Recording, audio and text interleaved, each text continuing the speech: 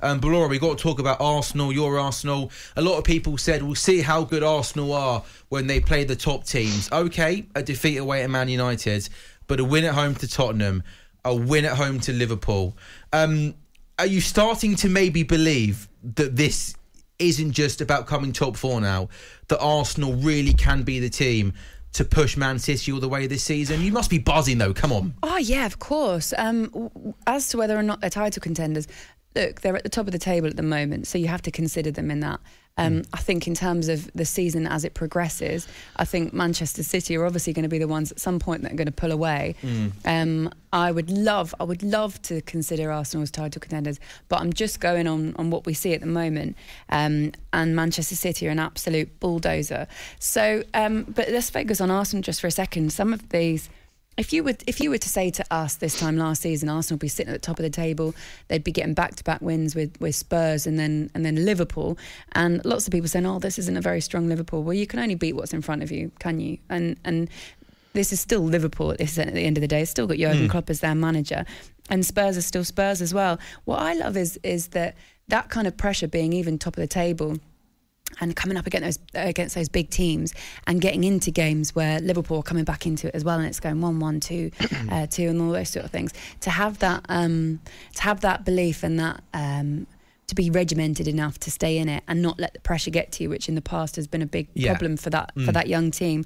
I think you can only cheer for that as an Arsenal player. I just love watching them at the moment. They're just such an enjoyable team to watch. Gabriel Martinelli as well is just sensational. How good's he been, Laura? And Saka as well, with the freedom and the confidence that they're both playing and the enjoyment as well. Everybody just looks like they're really enjoying it. And I kind of like the way, like I've been speaking about Xhaka all season. I just think he's so important to that team, and I'm so glad that he's still there. There's also, there's loads to talk about in that game. There's loads of dodgy decisions that people are going, "Oh, why did this happen?" and all that sort of stuff. I'll be really honest, the potential handball at the time when I saw it, I thought, I was convinced. It looked a handball, didn't it? It did. That arm was not in a natural position. Yeah, and I understand the discussion that's going to go back and forth with this, of course. So I wanted to read out to you guys, just so we could kind of almost get clear on something that actually isn't very clear. This is the rule. In general, the referee will look at the proximity between the player and the ball and the initial position of the hand or arm whenever contact is made. If the proximity is very close, giving the player little chance to react, that might overrule the handball offence. So for me, when I read that, totally ambiguous. Totally subjective to whatever referee is going to be looking at it. So when we're all calling for consistency, because you look at what happened with Rashford and that one was handball, when we're all calling for consistency, it's so difficult to get consistency in a league where these decisions are so subjective. It was going to vary from referee to referee, isn't it? I've seen them given, I've seen them not given. Yeah, and that's what frustrates fans, right? Sometimes the lack of consistency. Yeah, right? and I completely understand, because if the shoe was on the other foot, on the hand or whatever, I'd probably be screaming for it as well. But I suppose that's football, isn't it? All in all, I think there's obviously problems with Liverpool at the moment. I don't know about you, Ali. I'm not sure what's not clicking with them. Maybe they just need another midfielder in there. I don't know. What do you think?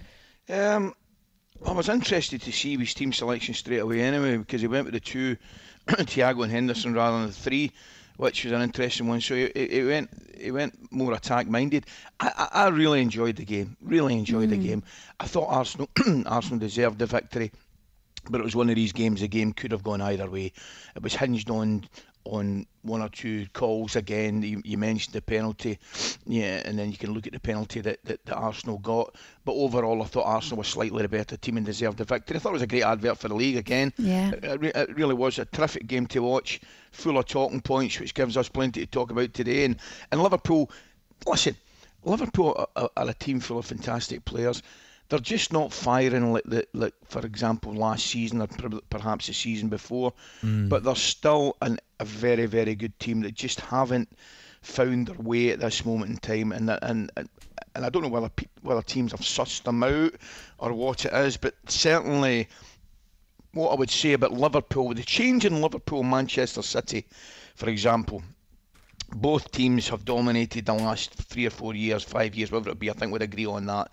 The big difference is nobody fears Liverpool now, where it's the opposite with Manchester City. They've actually got scarier, I would say. Yeah, I totally agree. There was also an on-field incident as well. I wanted to read you what the FA have said about this. The FA is looking into an incident in the second half which prompted ref Mikel Oliver to approach both benches and speak to Klopp and Arteta, believed to be words exchanged on the pitch. An FA spokesman says, "We are aware of that incident that took place during the match between Arsenal and Liverpool. We're in dialogue with the match officials and will review the details of the incident." That's pretty much all we know about that at the moment. Dave Jones basically said on Sky pretty much the same, that we understand something's happened, something's been said on the field, and we've been told that it's now the matter's now been referred to the FA. So any further comments going to come from them. There was a big coming together, wasn't there, Ali, with a situation that we're not clear of at the moment. No. So we just have to wait to hear about what that is and what's going to be done about it. talkSPORT Breakfast with Laura Woods, Monday to Wednesday morning 6 till 10 on AM, on DAB, via the talkSPORT app and on your smart speaker. talkSPORT.